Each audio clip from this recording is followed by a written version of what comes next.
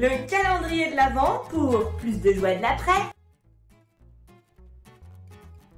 Le calendrier de l'Avent pour plus de joie de l'après.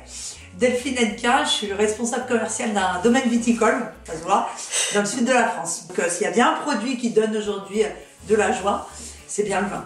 Et le vin, c'est pas seulement pour le côté ébriété, pour le côté un petit peu grisant, mais c'est surtout parce que c'est du partage.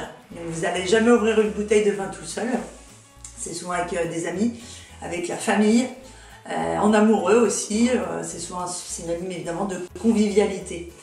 Donc aujourd'hui, quelques petits tips et quelques petits conseils pour mettre un peu plus de joie et de vin au moment des fêtes. Alors déjà le champagne plutôt à l'apéro, hein, on commence le repas avec.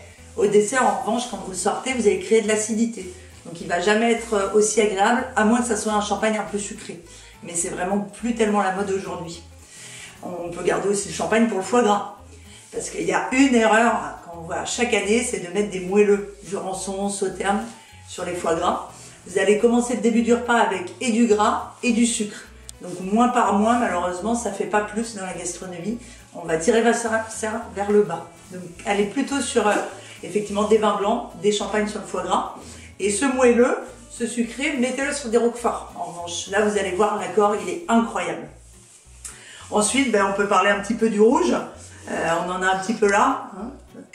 L'idée du rouge, c'est l'accord local. La volaille de Bresse, on part sur du Bourgogne. En fait, quand vous avez un doute, le local, c'est souvent ce qu'il faut faire. Dans le Jura, pourquoi on boit on mange du comté et on boit du vin un peu sur paille? Et parce que c'est l'accord local, tout simplement. Ensuite, on va passer sur les fromages. Et là, les fromages, du blanc. 90% des fromages aujourd'hui fonctionnent avec du blanc. Donc enlevez les gros Bordeaux, enlevez les gros tanins et allez plutôt sur quelque chose qui va aller casser le gras, casser le côté crémé de vos fromages. Et puis en dessert, qu'est-ce qu'on peut faire? Donc là, ni l'un ni l'autre, moi je partirais sur un poiré. Le poiré, c'est un cidre de poire.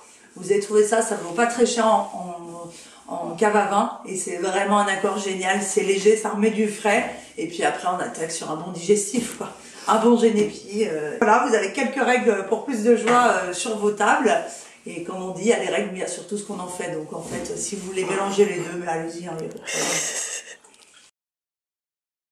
Je suis Cécile Flora, spécialisée en connaissance de soi. Et si tu as aimé ce calendrier de l'Avent pour plus de joie de l'après, rendez-vous demain pour une nouvelle case surprise.